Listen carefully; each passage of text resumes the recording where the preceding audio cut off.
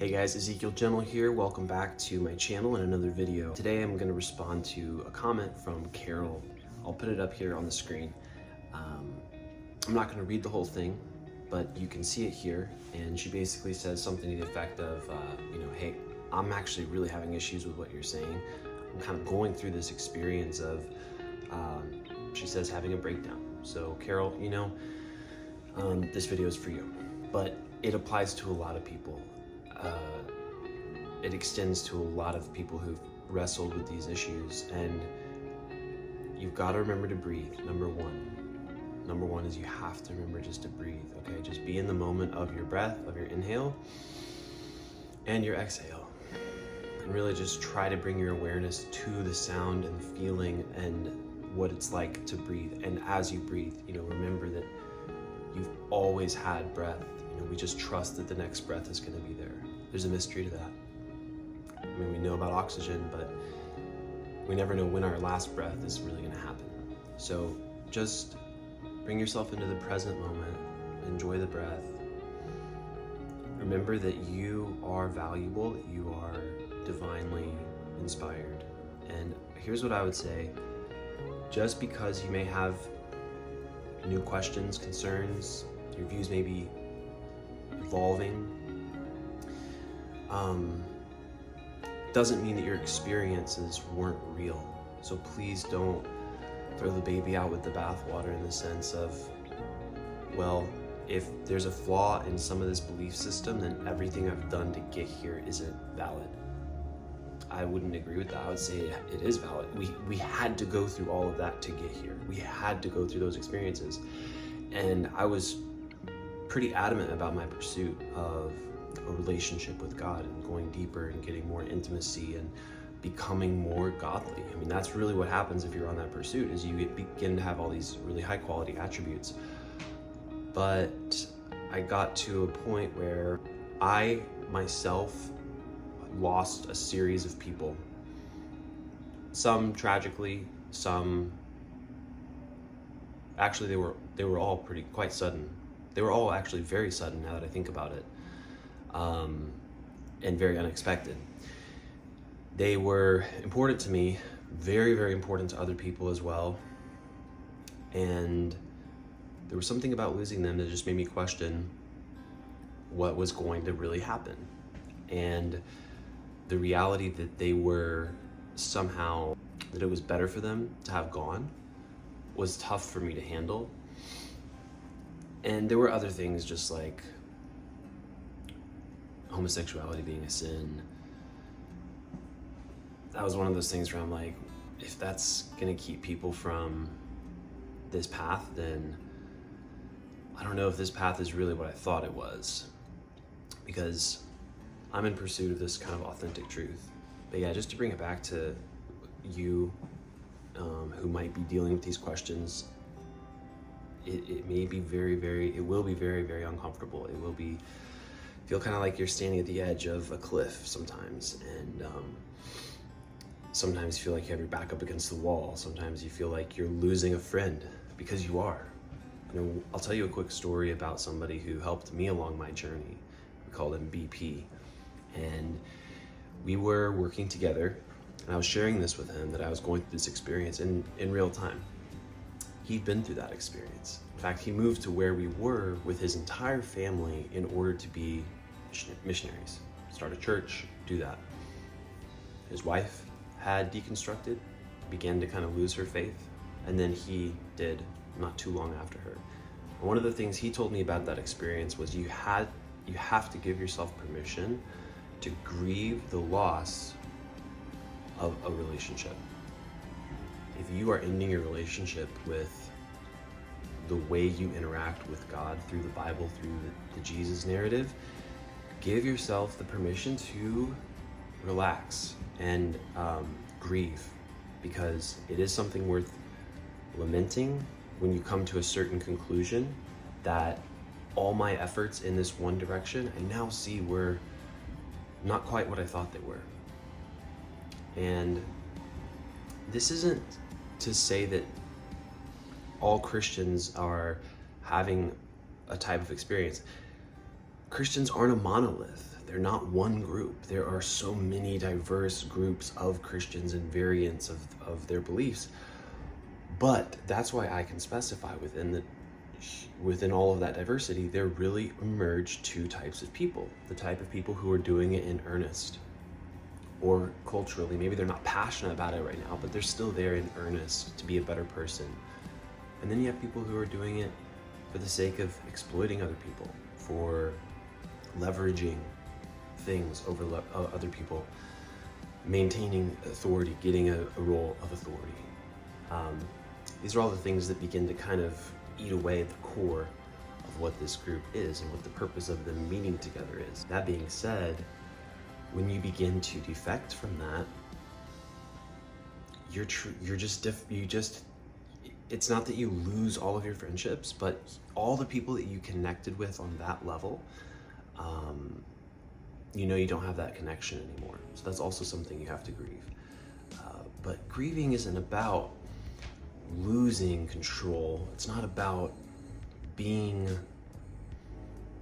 having a mental breakdown. Give yourself the chance to just fully reduce everything down and just be, a puddle if you need to be a puddle, and then begin to, think about what you need to feel okay. And a lot of us have never asked ourselves that question. A lot of you here have never asked yourself that question. What do I need to be okay? And what you'll find is that you're stronger than you thought you were. Okay? You really are stronger than you think you are.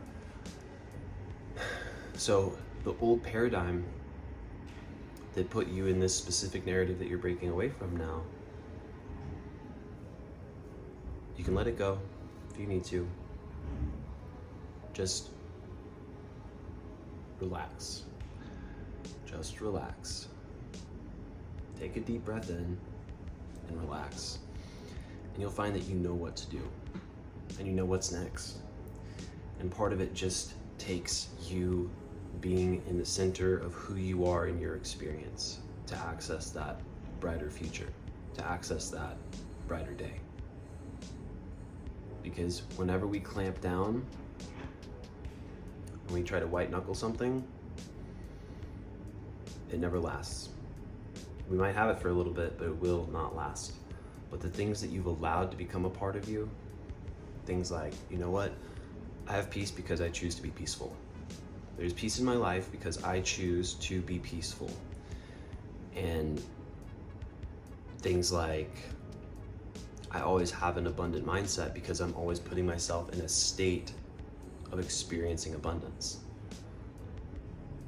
And that can mean a number of different things for many of us. But what abundance means for you is what that visualization needs to be.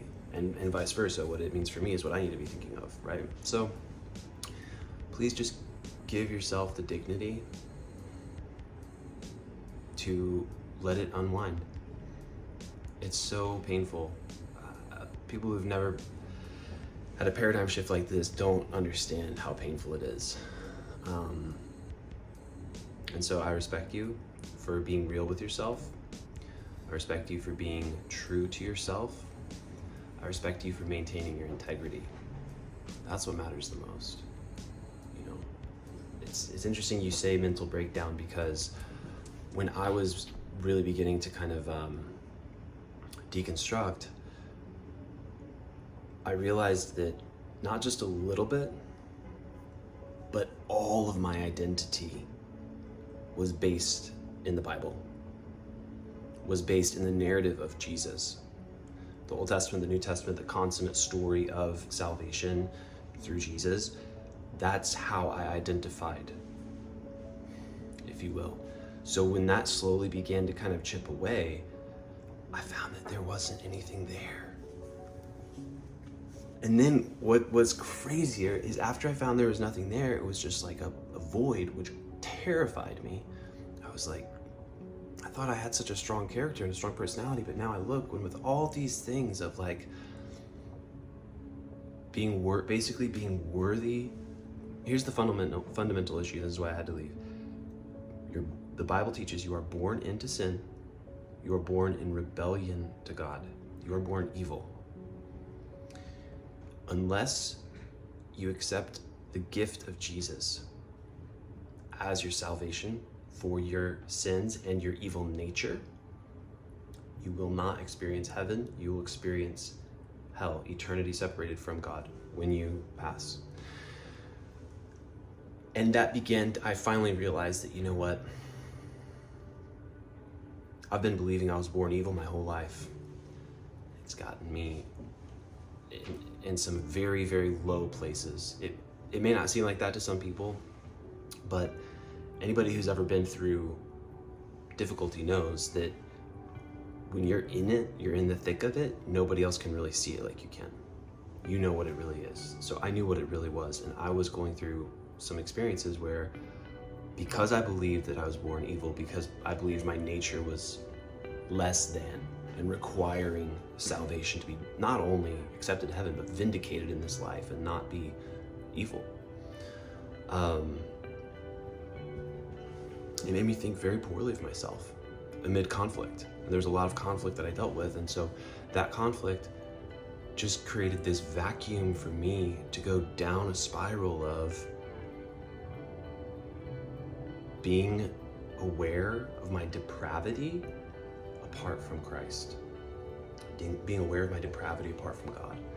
And I just began to think, you know what? I don't think I was born evil, because I've been thinking that, and it's gotten me very far down a negative path. It's gotten me a lot of negative results. So what if I think of myself as I was actually born good, and my job here is to be as true to myself and others as I can, and to give kindness and love and create abundance? Wow, that would probably be a different experience. So it went from me being in the passenger seat to me being in the driver's seat. And that's what you're doing right now, and that's a crazy transition. But you've got to just give yourself patience, give yourself kindness, give yourself compassion. Give yourself the compassion that only you really know you need. There's this amazing book called Self-Compassion, which I just finished reading, by Dr. Kristen Neff, and my friend George recommended it. If you read that book, you'll learn that the compassion we really need can only ever come from us, because we're the only ones who actually know what it is. But often we're unwilling to go there because it is so vulnerable and painful. And we've never even considered the thought that, wow, maybe we could reframe some of this stuff in my past. I'll tell you a final story and we'll wrap up this video. I was on my roof in Koreatown. This is when I lived in LA. And I was doing a little workout. Looking out, it was a super clear day, no smog. I could see the Hollywood sign, I could see a bunch of the Hollywood Hills, and it was great. But I had this realization, this is when I was going through this deconstructing period, that I was just thinking about this idea that time is not linear. We only experience it linearly because of our own limitations. We know enough about science and math that we can actually say, wow, time isn't linear. It doesn't happen chronologically.